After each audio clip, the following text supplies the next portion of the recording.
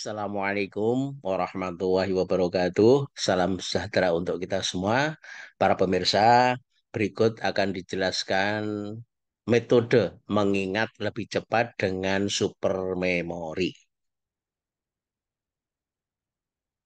Para pemirsa, otak manusia itu ada tiga bagian yang kita kenal dengan istilah triune brain. Yang pertama adalah batang otak pada bagian bawah. Ini yang berfungsi sebagai pengatur kebiasaan, bisa baik maupun buruk. Kemudian yang kedua adalah untuk membela diri. Sedangkan bagian yang kedua adalah sistem limbik yang berada di tengah, yaitu untuk mengatur perasaan atau emosi, misalnya marah, senang, keinginan merawat, dan lain-lain. Kemudian yang kedua adalah memori dan kemampuan untuk belajar.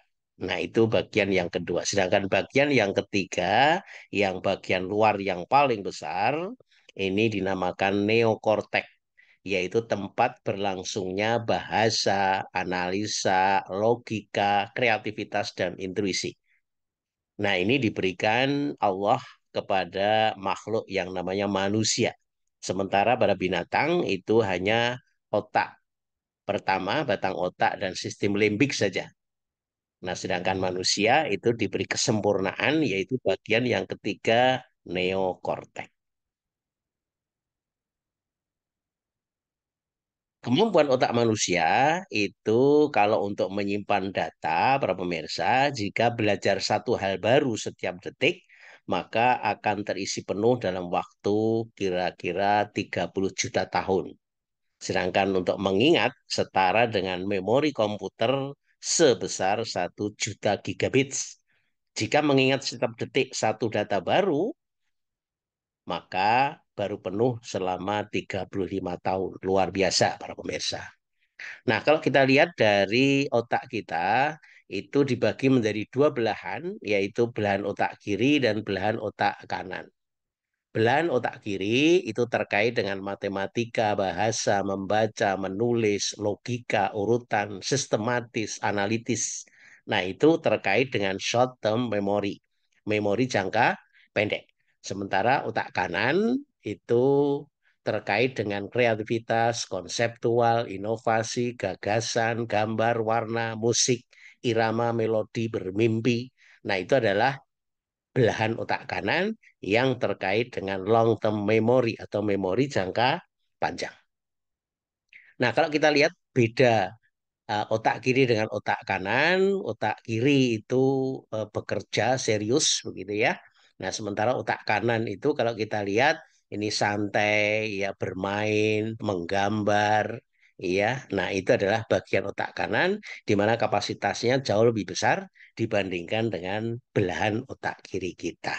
Tapi kebanyakan di antara kita itu masih banyak menggunakan otak kiri, sementara kemampuan otak kanan yang lebih besar itu belum banyak digunakan dengan optimal. Nah, jika otak kita itu diukur dengan alat yang namanya EEG atau elektroencephalogram, maka otak kita itu akan kelihatan frekuensi yang muncul dari gelombang otak kita.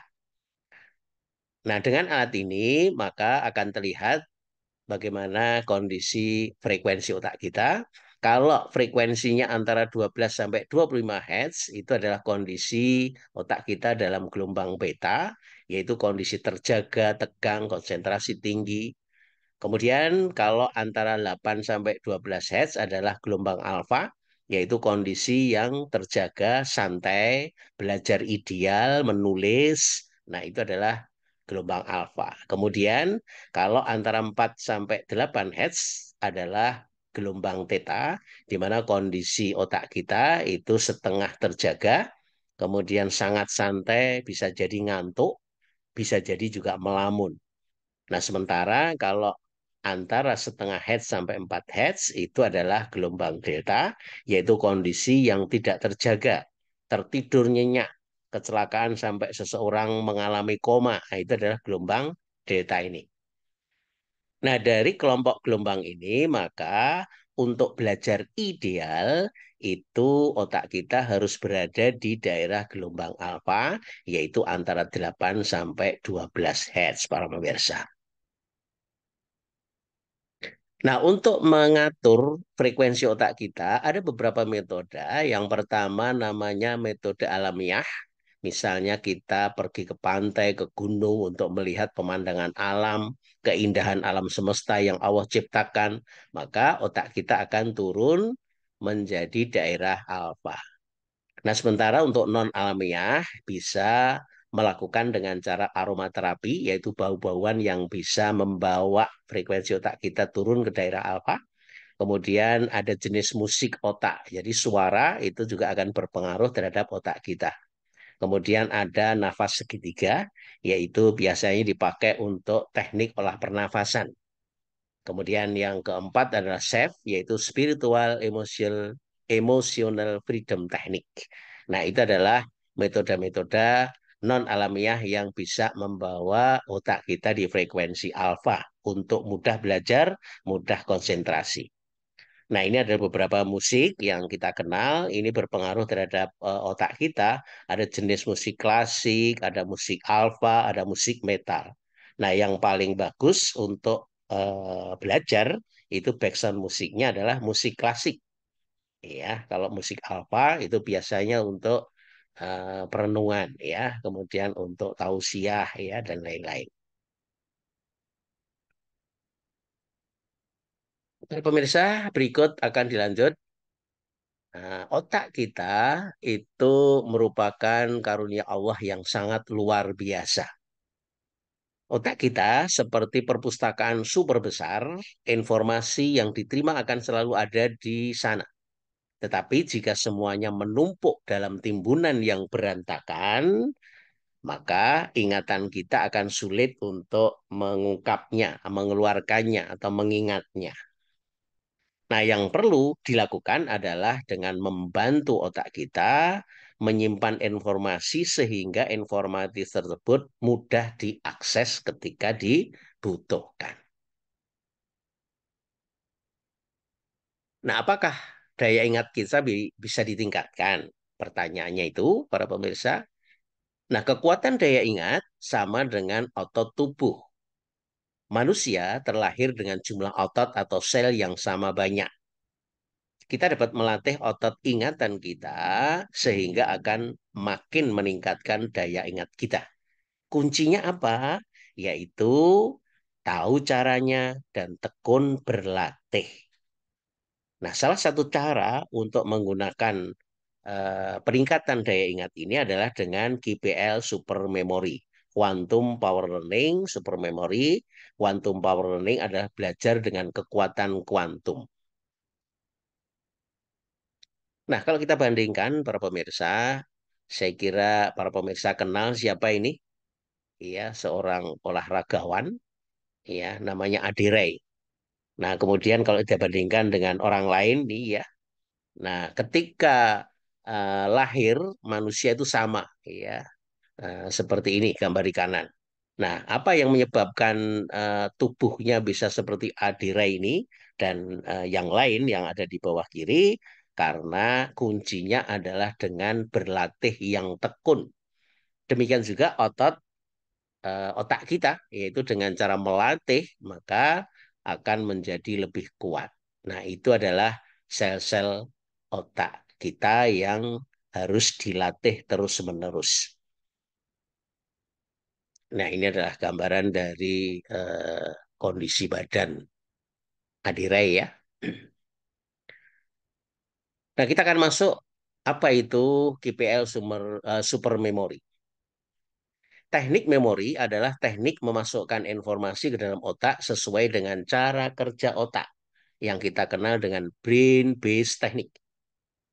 Ada dua hal yang sangat disukai oleh alat ingat kita yang ajaib, yakni imajinasi dan asosiasi yang pertama. Kemudian yang kedua adalah gambar dan makna. Jadi bukan kata-kata atau angka-angka. Otak kita tidak suka dengan kata-kata atau angka-angka untuk mengingat. Nah, dengan menggunakan kedua alat bantu ini, berarti kita bisa mengaktifkan kedua sisi otak kita, yaitu belahan otak kiri dan belahan otak kanan secara harmonis atau harmonisasi antara kedua belahan otak kita.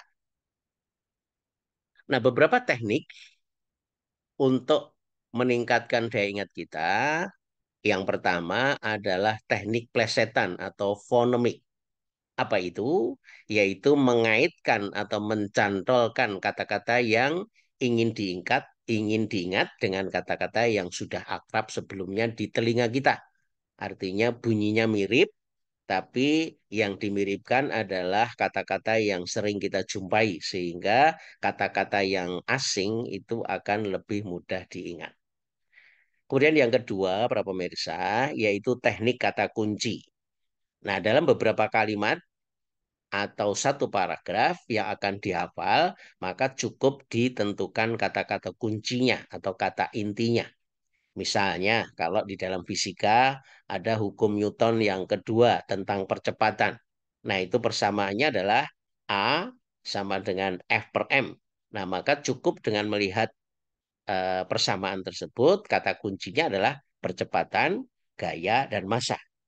Nah, maka kita mudah untuk mengingat bahwa percepatan yang dialami oleh sebuah benda berbanding lurus dengan gaya dan berbanding terbalik dengan massa. Jadi kata kuncinya apa? Yaitu percepatan, gaya, dan massa. Nah, itu adalah teknik kata kunci. Kemudian yang ketiga yaitu teknik akrostik, yaitu dengan cara mengambil huruf depan lalu dirangkai menjadi cerita. Misalnya, kalau kita belajar IPA, belajar fisika tentang warna cahaya tampak.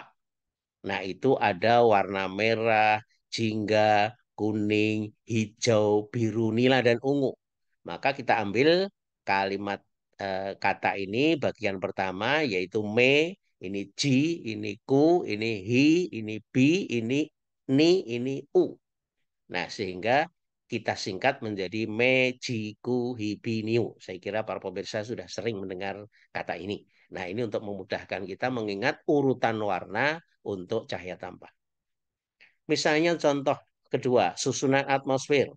Ada troposfer, stratosfer, mesosfer, termosfer, eksosfer. Nah, kemudian dari kata-kata ini diambil bagian kata, kemudian dirangkai dalam bentuk cerita. Yaitu misalnya diambil ini TR-nya, ini stranya, ini me dibelokkan sedikit, teknik plesetan menjadi ma, kemudian termosfer diambil ternya saja, kemudian eksosfer S. X diplesetkan menjadi es. Nah, sehingga kita punya cerita truk berisi stroberi masuk ke dalam termos es. Nah, jadi kita ingat susunan atmosfernya dari troposfer, stratosfer, mesosfer, termosfer, dan eksosfer. Nah, demikian. Itu contoh untuk teknik akrostik, para pemirsa. Nah, kemudian kalau kita akan menghafalkan tabel periodik misalnya untuk mata pelajaran kimia atau mata kuliah kimia ya para pemirsa. Ini kita lihat tabel periodik, kemudian ada golongan satu, golongan 2, golongan 3 dan seterusnya. Ini kalau belajar kimia saya kira familiar dengan tabel ini.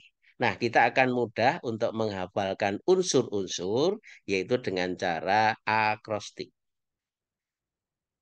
Misalnya untuk golongan 1A.